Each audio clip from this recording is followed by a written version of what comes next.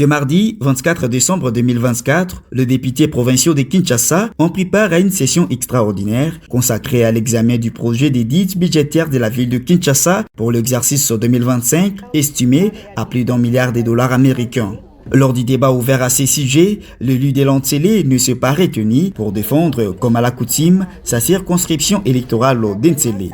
Dans son intervention, Sarah Kambala a vivement salué l'initiative du gouvernement provincial ayant pris en compte les désidératas de la population tseloise en insérant dans ses projets la réhabilitation d'addictions d'eau ainsi que la construction des fourrages dans plusieurs coins de la commune de Lantsele. Permettez-moi de remercier Son Excellence, Monsieur le Gouverneur, pour avoir pensé à ma population de Lantsele.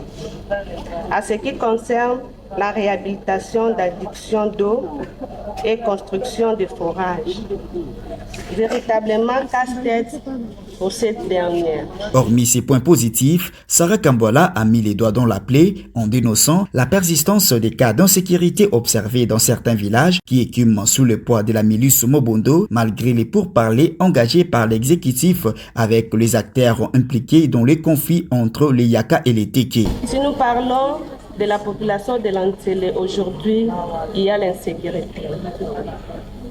Quand bien même il y a des concertations entre les différents acteurs politiques dans ces conflits,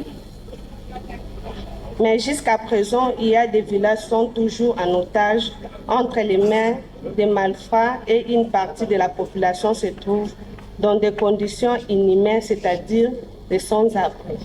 Je parle de la situation de Mobondo. Face à ces tableaux reliants, Sarah Kambala a plaidé pour que de mesures urgentes soient prises afin de garantir une fin d'année plus ou moins heureuse en faveur de la population de Lantsele. Pour lier l'utile à l'agréable, notamment dans la faisabilité des projets du gouvernement provincial en faveur de la population de Lantsele, l'honorable Sarah Kambala préconise la mise en place d'un comité gouvernemental de suivi pour se rendre à l'évidence sur leur exécution.